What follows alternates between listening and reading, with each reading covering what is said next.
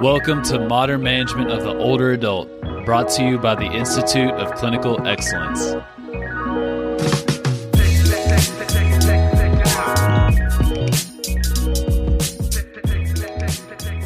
Woo! All right, y'all. Welcome to the MMOA podcast, brought to you by the Institute of Clinical Excellence.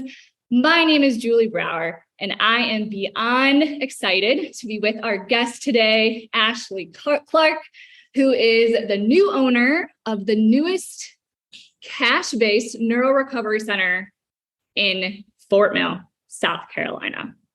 So I'm going to go ahead and read you a little bit about Ashley. She's ridiculously impressive with how much she's accomplished and how specialized she has become in this population. So Ashley is a PT. She is located in Fort Mill, South Carolina, which is only about 15 minutes from uptown Charlotte, where I am located right now. And she specializes in neuro recovery. She started her career in the local hospital system as the lead outpatient spinal cord injury physical therapist. During this time, she gained vital knowledge in the treatment of persons with neurological injuries. And in August of this year, she decided to bridge the gap between traditional healthcare deems appropriate and what the neurological population actually desires and needs by opening Revive Neuro Recovery Center. Ashley is also a certified FES clinician. She's a certified rewalk clinician, a Locomat clinician and trainer, and a certified adaptive inclusive trainer. She believes with consistency and hard work, anything is possible. Beautiful. Ashley, good morning. How are you today? I am awesome. Thank you so much for having me. I'm super excited to get to chat with you again this morning and just kind of share what Revive is about. Yeah, you're welcome. It's awesome to see you again. I was able to go visit Ashley at her clinic and play with all of the equipment and hang out for a while. And I was just so impressed and so happy that this is an option in the Carolinas. And I wanted to bring more information about this type of place to you all. And the amount of people that reached out to me and were like, Julie, this is my dream job. Like, I need to know more about this because this is exactly what I want to do.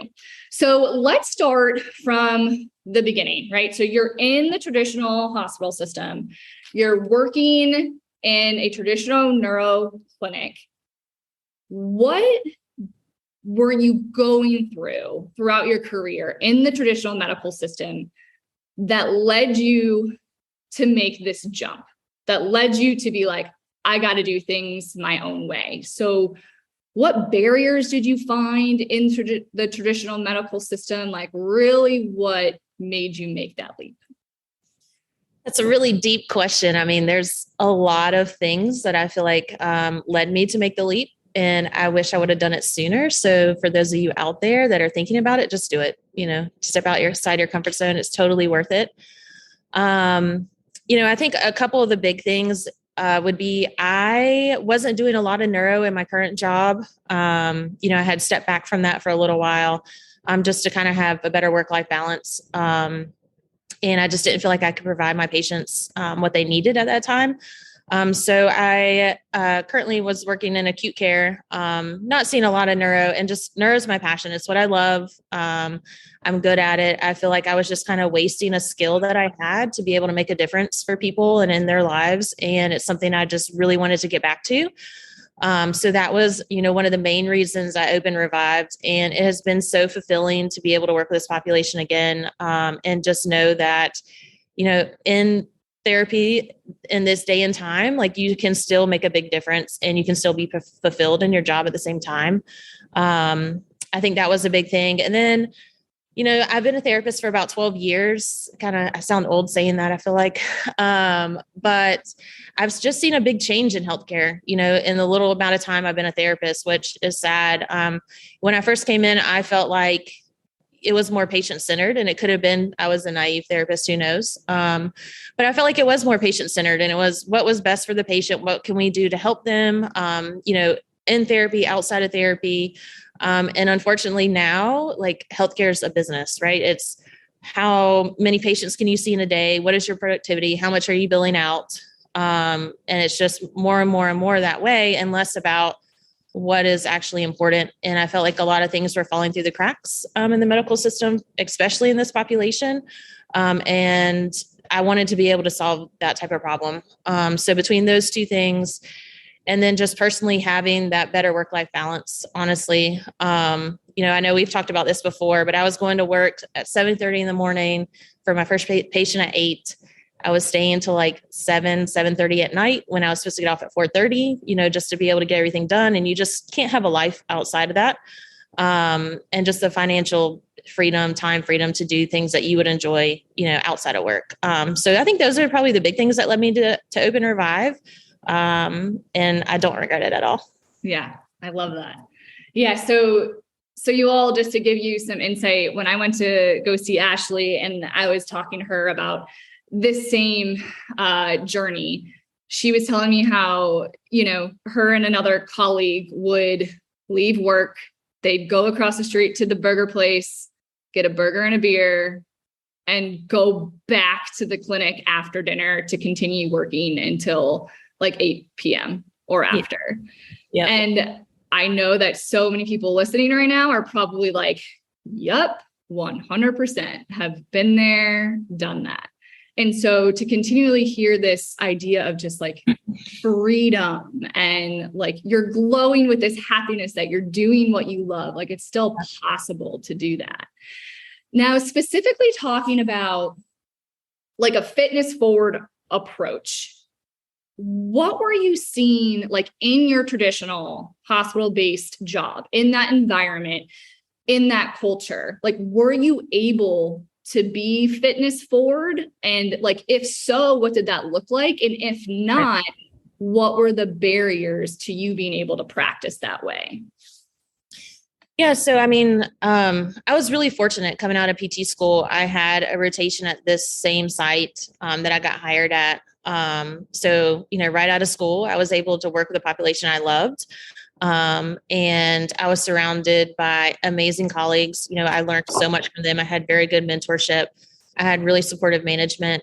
So from that standpoint, I can't complain about any of that. I remember in my interview, actually, I was talking to a friend about this the other day. In my interview there, they asked like, what are your 5-10-year plans? Like whatever. And one of my answers was I wanted to be able to develop some type of community program or some type of program to put Charlotte on the map compared to other centers across the nation, across the world that were offering these kind of fitness forward type programs or day programs where people with neurological injuries could come either in addition to their therapy or after their therapy to still stay active and healthy. And that was just a really big goal that I had. And unfortunately, we just never saw eye to eye, myself and like the powers that be. It was kind of like the chicken or the egg, like we have to have the population to be able to build that, for us to invest in it. And I'm like, well, in the neuro community, like they go online and they Google, best whatever center who has what equipment. So I was like, you have to have the equipment. If you build it, they'll come type thing, So it's kind of that back and forth. We were able to enhance the community fitness program there. We hired an amazing exercise physiologist in Lauren. We got to work hand in hand with her. But again, she was limited just like we were in as far as space, equipment, time, and just the manpower to do these things. And I think, at the end of the day, it's just kind of what is important to the center. What do they want to be able to offer and what's bringing in the money, honestly. So I feel like I was able to do some fitness forward type stuff, neuro, you get to be very creative, think outside the box, but then you have to justify it. Right. So the biggest barrier I feel like I was facing looking back on it now, is just insurance. Someone who has a C4 or 5 spinal cord injury gets the same amount of visits as someone who sprained their ankle, and how am I going to be able to make a significant difference for them in a limited amount of visits or a limited amount of time? At that time, there was changes in healthcare to where people are getting I don't know, 30 visits, sometimes 10 visits, and it was shared between outpatient, all the therapies, and home health at the same time. So by the time they got to you, they might have only had 5 visits or 8 visits. And what can you really do to make an impact in, that amount of time for these people that have catastrophic injuries? So I feel like looking back, I probably would have said a different answer when I was in it. But looking back, I feel like insurance was the biggest limitation. And having those conversations with your patients that you have built these relationships with and fostered to say, hey, like, unfortunately, we're not making enough progress, or we've run out of visits. They don't hear that. They just hear, you're giving up on me. Like, you're saying I'm never going to walk again. Like, screw you, I'm out. Right. Which is unfortunate, because as therapists, we really care about our patients, right? We want them to get better and live an active lifestyle. And you've invested so much in them. And it's not that you personally don't think they can get better. It's just your hands are tied. Right. So I feel like that was probably the biggest barrier for me, was just the insurance restrictions. And then my vision didn't match up with the vision of where I was fully. They supported it to a certain extent.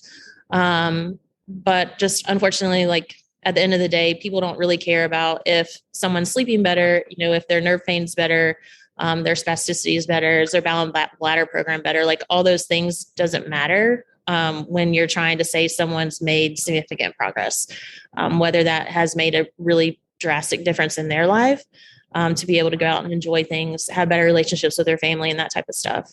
Insurance just doesn't care about that. So, for me, I was able to kind of use all those barriers and frustrations I had and kind of turn it into a solution with Revive.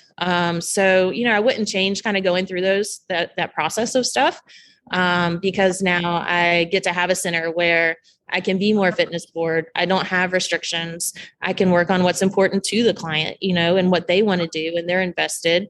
And just to kind of be able to see the smiles on their faces, like doing things that they like to do, has been very rewarding. And I feel like that's, at the end of the day, that's what it's all about, is making a difference, helping people get back to their lives, and feel like they're not a burden, and be fulfilled in your job.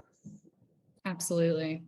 And probably one of the things that was really tough is you would be going through this plan of care with patients, not getting as many visits as you would like, or having difficult expectations to set and everything like that. And then there wasn't something like Revive to send them to afterwards. Like the options were so limited. Did you find that was really difficult, or you were trying to put them in a good position when they would discharge from you and set them up and send them somewhere where you think they would get good care, but you were really thinking like, I just don't have options for them? Yeah. I mean, for this population, there is just very limited options, right? And they have a lot of barriers themselves as far as like transportation. And, if the weather's bad, it's harder for them to get out and move around. So they have a lot of barriers, outside of just, the traditional things that we think about. So when I worked in outpatient, we did have like a local gym where we could send people, and they worked out with exercise physiologists. And, just over time, being able to build that relationship with those trainers, was very beneficial for us, because I could say, hey, can you work on X, Y, and Z with Mr. Smith, and let us know when he can do that, and then send him back to therapy so we can justify it again, so we had a relationship with a center who closed during COVID, but it wasn't to the extent of like working with a therapist. They had the knowledge and they had some experience, but they just didn't have that background and the ability to know, like, this is a great position. This is a compromising position for somebody. Maybe they're ready for some type of bracing or not. Or just to notice some red flag symptoms, like something here just isn't matching up. So we did have a center. It was farther away, so that was a barrier. A lot of people couldn't go. And they did an awesome job, to be honest. So, but yeah, I just feel like since they closed, and, I wanted to get back into neuro, I was like, this is my time. I used to work for, or I still work for restorative therapies, and I go around and do bike installs in people's homes. So just being able to talk to people across the nation, like about their experiences in rehab, things that they loved, a lot about what they hated. And a lot of them just kept mentioning these like activity-based therapy centers, right? So I was like, what is this? I need to look into this. And so, you know, I did research, run through the Christopher Reeve network, all this type of stuff. And I'm watching these videos and I'm like, man, I'm really jealous. Like these people are doing what I want to do. Right. And they look like they're having so much fun doing it. Like, how can I, as a therapist, do this? Because a lot of these centers are run by or owned by families of people that have had, you know, different type of neurological injuries. And they hire exercise physiologists to come in and they get trained. Some of them have, you know, some training from like the Christopher Reeve network or something like that. And some is just kind of passed down. So I knew like I had the knowledge, right, to be able to do something like this, but how can I do it as a PT in business? I had no business knowledge. So how can I kind of get all those things together to have the best of all the worlds, you know, physical therapy, a wellness center that takes like a holistic approach just to keep people motivated and active. And so I finally figured it out, I think. And opened. You finally did your homework and learn from leaders in that space. And you went through Anushka, she's listening. She's one of our, she's in our MMOA older adult division. She goes, the grind is real.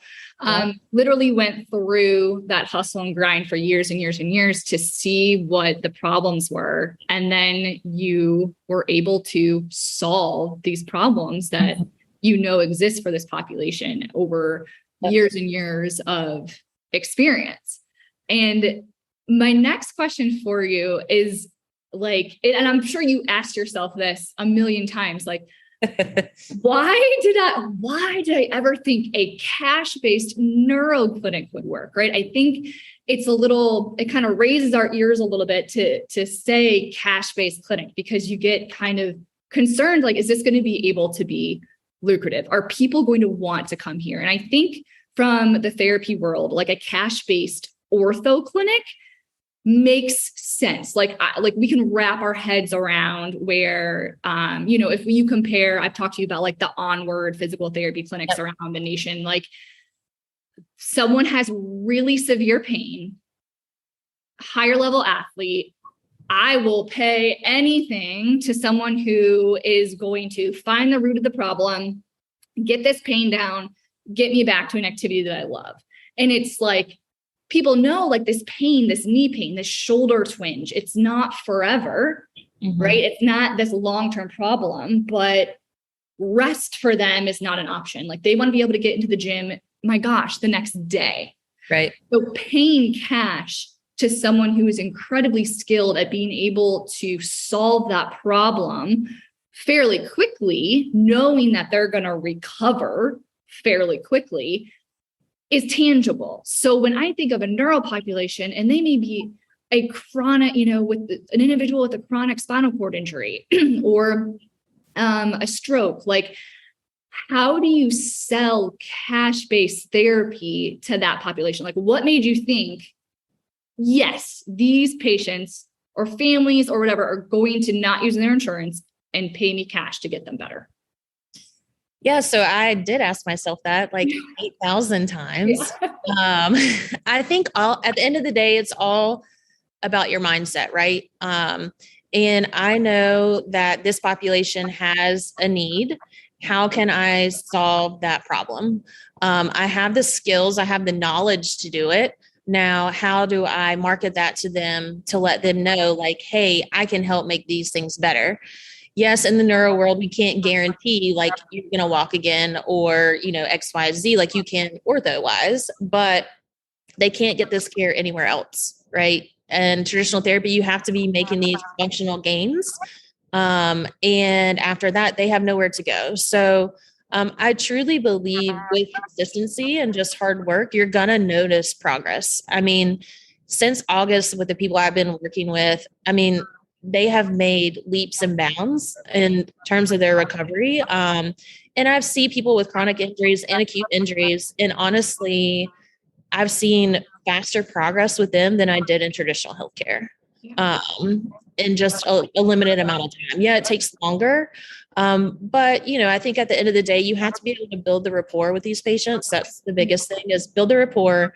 You have to meet them where they are. A lot of times it's, the darkest part of their life. They've had these traumatic injuries. So you have to just kind of meet with them where they're at, kind of walk through that process with them, let them know it's okay, like to express their feelings and concerns about stuff, and provide a safe environment to empower them.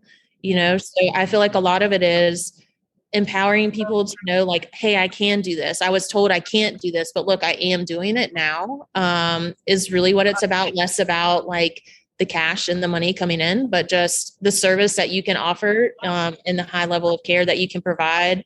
And people love it. Going around and meeting these people at these activity-based therapy centers, they're charging cash, and some of them charge a lot more than I charge. Yeah. And they're not a therapist. So, if they can do it, why can't I? And why can't I make it a higher level experience for these patients to get better outcomes? Yeah. Is kind of how I look at it. When I was in PT school, we didn't really learn about cash-based therapy. I'm sure it was around, but it's becoming more and more prevalent, right? And it's just because as therapists, we want to provide quality care, and we just can't do that in traditional healthcare.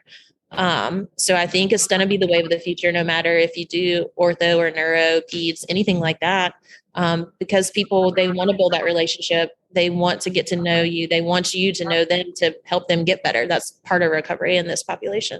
Yeah. Yeah. I think that's so powerful of a statement to say, is like, the facts are that in the traditional medical system, and I mean, you and I have talked about this just throughout multiple settings that I've been in, you really can't provide the quality that you want. I think you can try and go about it a bunch of different ways. I think you can try and fly under the radar and do your thing.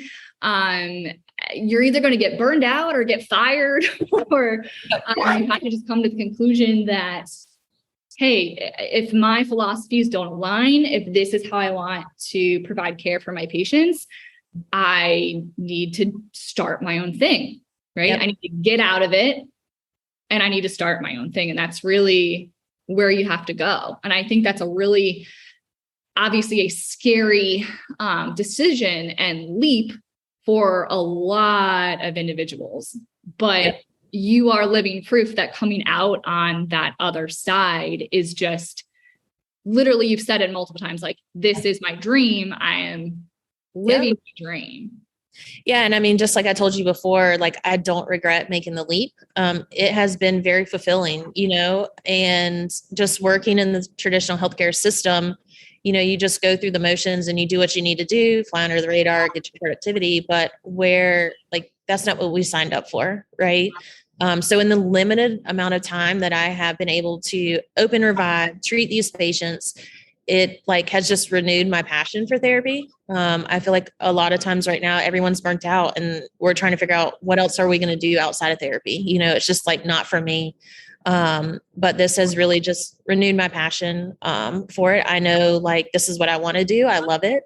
And I feel like I'm making a difference at the same time. So, don't be scared to make that leap. You definitely have to find some type of business coaching, is key, because we don't learn that type of stuff in school. But I, like I said, I wish I would have done it sooner. Yeah. Now, in terms of, you mentioned some earlier, but if you were to give your top maybe 3 or 4, whether they were other activities-based centers or individuals, whether they were therapists, business owners, or business coaches, if you were to give 3 or 4 of the people that you would say taught you what you needed to know to start Revive, or they were the most inspirational individuals or clinics or programs, what would those top 3 or 4 be? That's a good question. Gosh, you probably have a lot, but there's so many. Yeah. I mean, just to generalize, my top 1 would be honestly just my patients in general. They were always searching for more, right? where can I go? What else can I do? Like, I want to get better, or I want to get back to lifting weights. I want to do this. I want to do that. Right. And I just didn't have anywhere to send them. So I think just being inspired by my patients, and how can I fill that void, was the big thing. And that led me into just researching more. And I talked to Ian and Dale out at NeuroWorks in Utah. They were super helpful. They have an amazing facility out there. It is insurance based, but they do a lot of different programs there. And they just, helped inspired me. I talked to them a few times on Zoom, over the phone, like, how did you do this and that? And, they've been able to build an amazing program, nonprofit. Jan is amazing. She's so smart. She's been able to work, with the like as far as laws and stuff go out there to kind of be able to get money from the state to help people come to their center. They have adaptive sports programs. So we have one of those here, and just being able to see those people be happy and enjoy recreation. So, I would say my patients, probably NeuroWorks, definitely, the local adaptive sports program. And then Wheelwad, honestly, adaptive CrossFit, awesome. Yeah. Right? So how can I combine all these worlds together and provide that here, in Charlotte, where we don't have access to a lot of those things? And how can I make it affordable, would be the next thing for this population. So I definitely think it's a new wave of kind of therapy, or just inclusion for this population, which is super important because a lot of people just see the physical limitations, but there's just a whole mental game to it as well. And that's probably bigger than actually the physical limitations that they have. So using exercise, fitness, just being active to help with their mental health, is a big step in recovery. Yeah. I love it. I love that patience was your number one. That's beautiful. We need to take note of that. We need, our patients are enough to inspire us to give them more, listen and figure out how to solve the problem that they have. I love that. It's beautiful. Okay. So let's dive into Revive. So Ashley's sitting in Revive right now. The place is absolutely beautiful. So let's talk about are you going after a certain patient avatar? Is it anyone who has a neurological impairment, whether it's acute or subacute or chronic? Are you going after certain diagnoses? Are you going after a certain age? What is the patient demographic that you are seeking? One, and then two, how are you finding them and how are they finding you?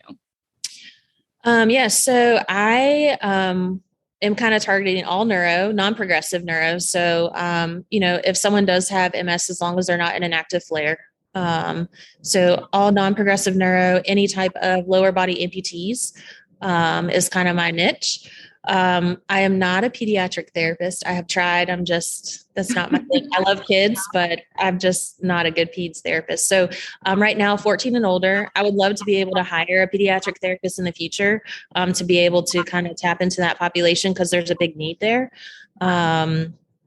And then as far as marketing, I mean, that's, just trying to get your name out there. That's the name of the game, right? To let people know you exist. So I'm still kind of developing with that. I've gone to a lot of the local, support groups, stroke support groups, spinal cord groups, amputees support group. I've talked to a lot of the physicians I used to work for, the therapists I used to work with. I am actually going to the Wheelwad Games in December to volunteer. So just kind of getting out there and building those relationships is kind of what it's about, right? In the neuro world, it's all word of mouth. So that's the name of the game, really, is just taking the time to develop the relationships, getting your name out there so people know who you are. Yeah. And then kind of going from there. Otherwise, I've kind of talked to some different orthotists, prosthetists. I have been in contact with a couple different exoskeleton companies just to kind of see what we could provide from that standpoint. So just try to get back into the neuro world. I've been out of it for a little while, but just building those relationships that I had before, kind of fostering them and really, just get your name out there and your brand out there and what you provide. And, people come because that's what they want. So as far as, I see the whole spectrum from acute to chronic. Right now I have a couple people who, subacute, they've been out of inpatient rehab, can't get into outpatient for a month, 2 months. So, fortunately, they're able to come here and we can hit it hard. And they're not going to lose any progress that they made in inpatient rehab. And then I have people who have had their injury for 10, 11 years, and they just want to continue to stay active and work out. They have specific goals that they want to do as well, which are obtainable, but they just don't have a place where they could go to be able to work towards those. Right. Wow. So you're casting a very wide net. So for the folks who are listening and they're thinking like, how do I start my networking and who do I start talking to? I mean, you're talking to physicians, current and prior colleagues, you are volunteering, you are getting into the community, you're talking to different like companies, like an exoskeleton company, like you are putting yourself all around your community. Now, my question, I'm sure a lot of people have the same question, is when it comes to a referral base from an inpatient rehab or an outpatient clinic, like talk to us about it. Is there any fear of competition? Are you seeing that one type of group of folks, like whether it's physicians versus your own colleagues, like who is looking at you as, oh my gosh, this would be amazing to send my patients to, versus who are maybe the groups that are looking at you as, I don't want to send them there because that's competition for me? Right.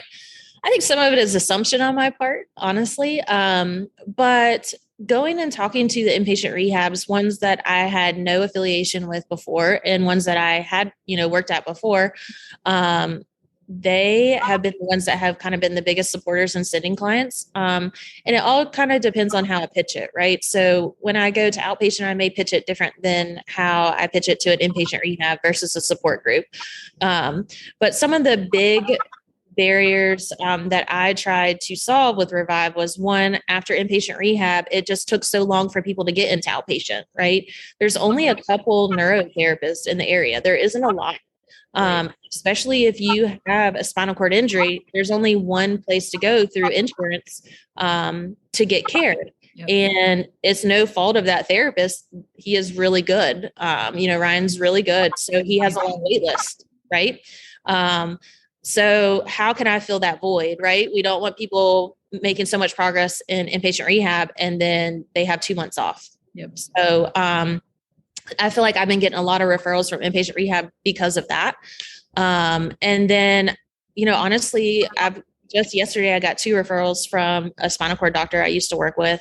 I think it's just trying to get your name out there and let them know, like, hey, I'm here to help support your patients and what they want, and to continue to be active, because we know in this population, they have a lot of secondary risk factors for mortality, and a lot of it comes with immobility. So if we can just continue to keep them moving and active, there's, so many benefits outside of a functional gain for them.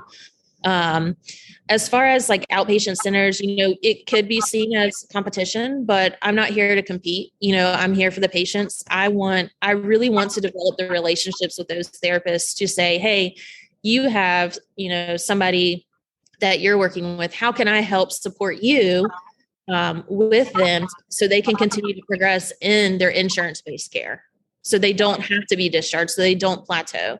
Or what are some challenging things that y'all are running into? Like maybe someone just needs to build scap strength to be able to do their transfer better, or get their trunk balance better to do that. But you can't consistently do that every single visit, right? Or maybe you have bigger fish to fry and you want to use your visits for other things. Like, I want to build that relationship with those therapists to show, like, I'm here to support you and to help your patients make this progress.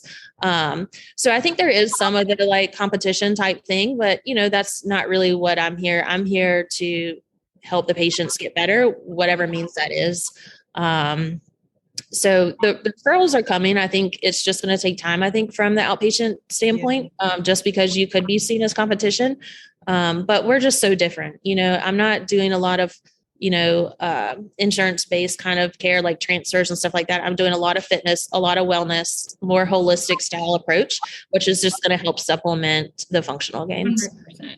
Yeah. I mean, and I think about it, in a home health setting and thinking, or anyone who's using their insurance, and because I know what Oasis is telling me to do with my patients, right? I know what my company is saying, we need to work on XYZ because we want our Oasis scores to get better at discharge. Mm-hmm. We are very bound in a lot of ways of what we work on.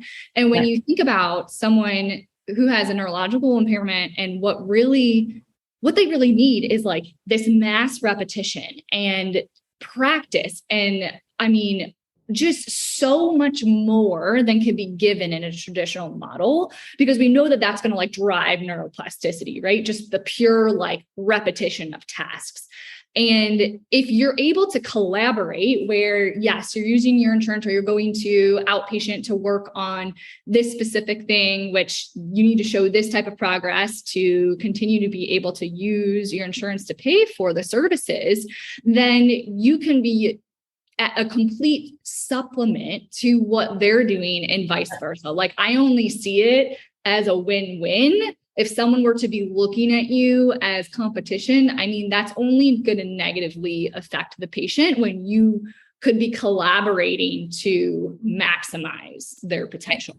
Yep. And that's my goal is to be able to do that. And, it's just fun at Revive. It's a little different too, because like you said, we can do mass repetition, high intensity stuff. And, maybe someone that has like a C5-6 complete injury. Yes, we can put them in a harness and put them over a treadmill or on a vibration plate and stuff like that, which you can't do in traditional healthcare to help stimulate neuroplasticity, which could help them progress in the traditional healthcare setting as well. So yeah, it's more of a supplement. I kind of tell my clients it's like personal training on steroids, right? Because I love it. Training is. I love it. So, again, it's just like my hands aren't tied anymore, and I can do whatever is best for the patient, and whatever is meaningful to them versus, kind of having to stick to this little algorithm of what, insurance says, or what, research or a book says that their level of injury or, says that they should be able to do. I don't want to limit someone's potential. We're here to maximize what they can do, not necessarily say like, this is your limit. Totally. So let's show us the clinic a little bit, kind of do a little turnaround so you guys can kind of get an idea of what Ashley has going on. I mean, she's got the best for last. Yeah, she's got, look at that. Oh, isn't that beautiful? She's got a squat rig. I mean, awesome. She's got weights. Oh, parallel bars. I think those are new since I've been there. That's a work in progress, girl. Looks amazing. Squat machine. Oh, there it is. I think that's the harness system. Right? So Ashley's got all this sexy stuff at this clinic, right? Because, and like she mentioned, a lot of her clientele are looking, when they're choosing where to go, they're choosing like, where am I going to go that has the equipment that can get me walking again, things like that. So we'll talk about the harness system in a minute, but just in general, like, how are you doing things differently than a regular clinic in terms of like, how are you able to bring that fitness forward approach within how you have designed and created your clinic? I mean, honestly, if you talk about like equipment and stuff like that, like what's the best stuff to have? As therapists, our best tools are our hands, right? So if you can have really good hands-on manual skills, there's a lot of overlap in the neuro and ortho world. Like a lot of neuro people have orthopedic issues, shoulder pain, hip pain, back pain. So you have to be very good with your hands-on skills.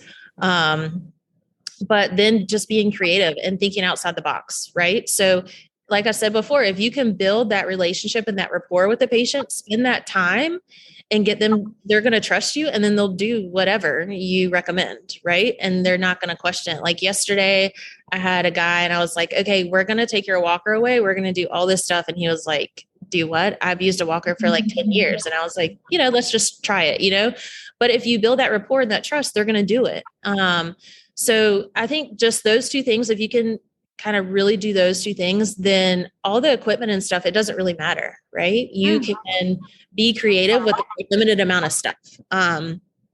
But as far as fitness forward, I think just thinking outside the box, that's been for me, even trying to get back into that, right? Kind of let go of this like traditional healthcare mindset of like, I have to do X, Y, and Z, and have the freedom to be creative again. Like, and just think, okay, like if they want to pick up something off the floor from their wheelchair, like what do I need to strengthen? How do I do that myself? Right. And what exercises do I do to make myself stronger, and then just modify them to support them, to keep them safe. You want to push them to an extent, but you don't want them not to be successful, because then they get frustrated, and everybody has at different levels. So you just have to have the right equipment, as far as support and straps and assistance bands, stuff like that, to help challenge them from a fitness forward approach, but also not overdo it to where they get frustrated and want to give up and, kind of go down that slope. So I think equipment wise, you definitely have to have a harnessing system in this world. Everybody wants to be out of their wheelchair. If they use one, they want to be in weight bearing. They want to get off their assisted devices. So how can we do that safely? Especially if you don't have a lot of manpower there to help you. So definitely some type of body weight support system, treadmill.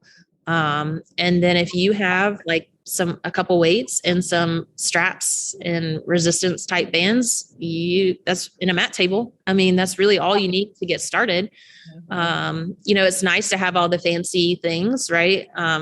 I think as therapists, we like to have a lot of shiny objects that we can kind of use, and that's what patients look for. But at the end of the day, you don't have to have a whole lot to get started. And then you can kind of build from there.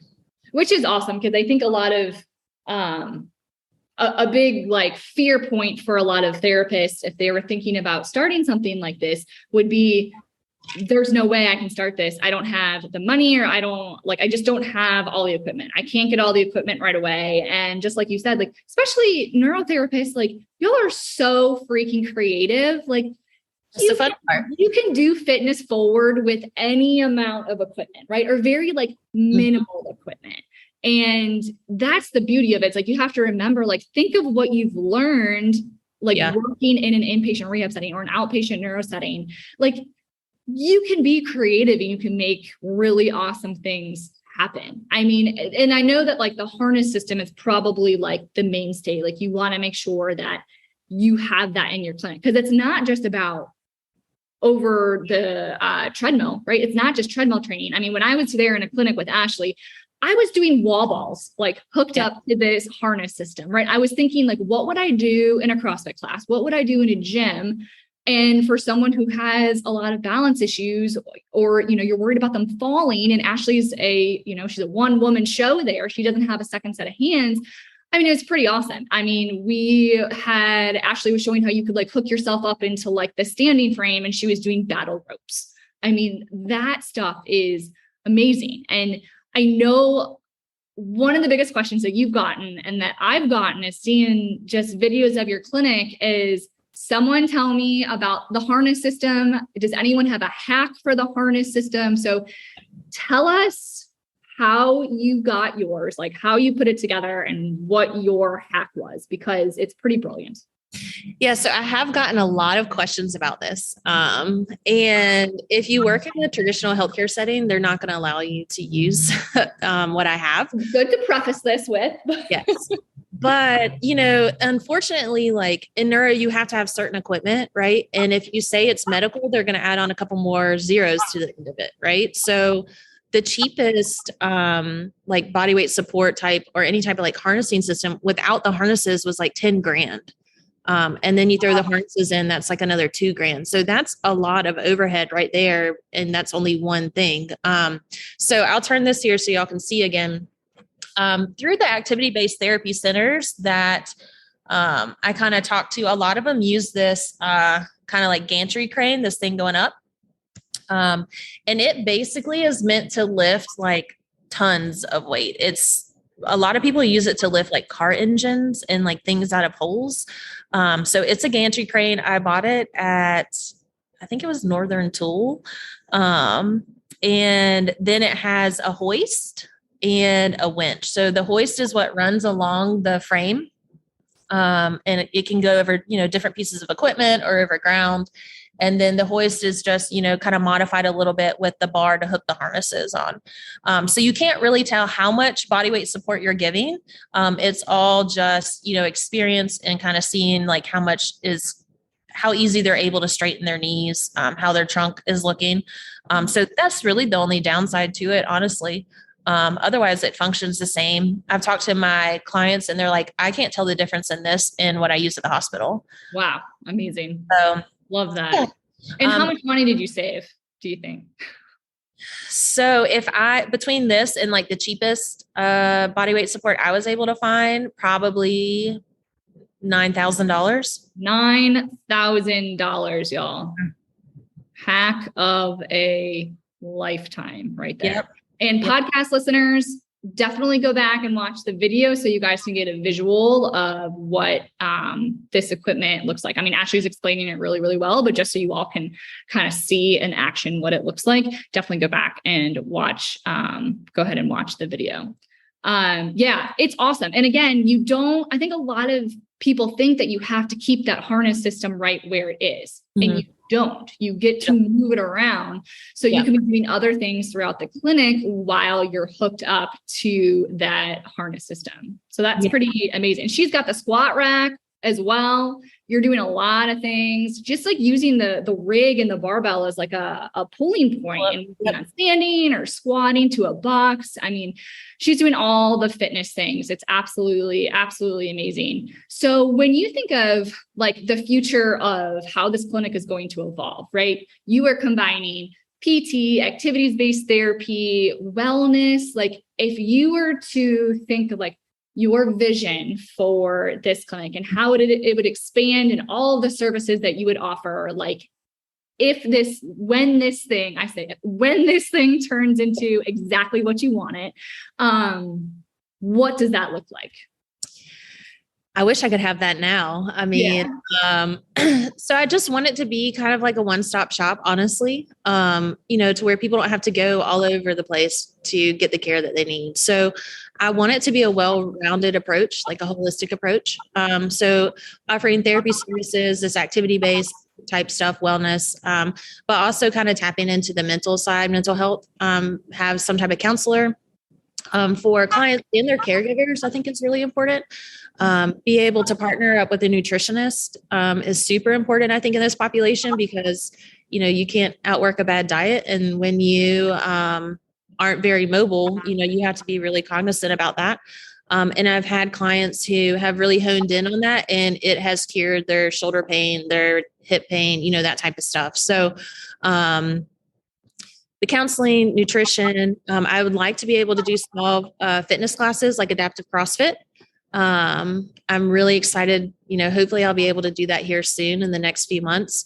And then I would love to be able to provide a space for adaptive sports. Our adaptive sports program, they don't have a big facility. They don't have a space where they can go and practice basketball and rugby and soccer. They have to travel across Charlotte area and rent out space. Right. So just to be able to have a space for them to come where they can train, host, adaptive games would be awesome.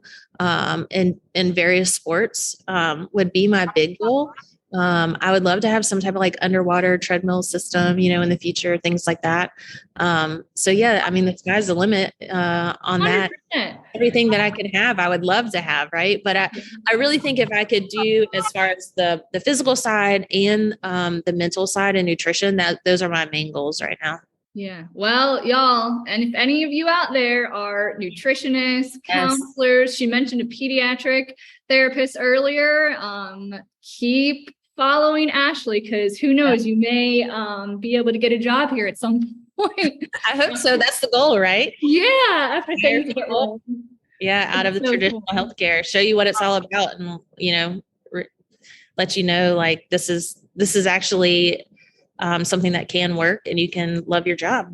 Heck yeah. I mean, some of my colleagues from the hospital and everything are like, I'm following this because, man, I'm biding my time when I have to get out of this hospital system. And she's the first place I'm going to want to go to look for a job. Like, you're going to have people lining up at your door, for sure.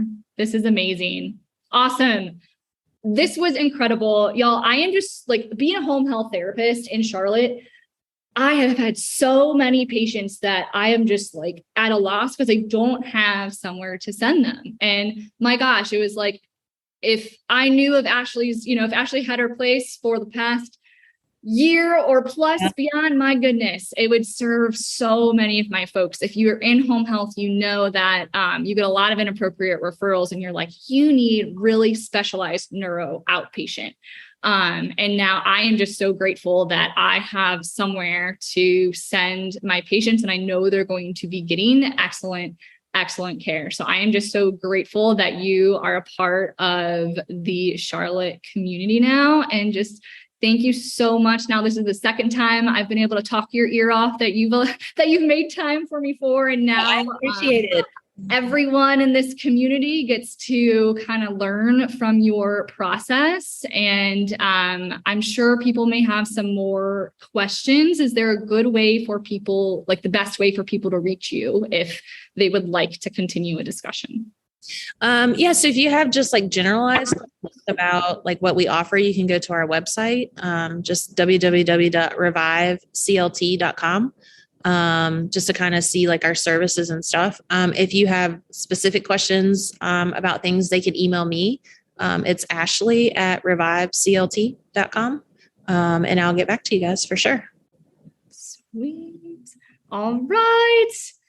This was awesome. Thank you so much. I'll have to come and just hang out at the clinic again. Definitely come. How some of the patients are doing. Yeah, anytime. Anybody, if anybody wants to stop by and check it out, just shoot me a message and we can figure out a time that you can stop by and look at it. Perfect. Thank you for listening to the MMOA podcast. If you found this helpful, please share with someone that could benefit. And if you're looking for more practical content to help you better serve older adults, head over to www.mmoa.online, where you can learn more about our free resources, our community, continuing education courses, and our certification. Once again, that's www.mmoa.online. Thanks for listening.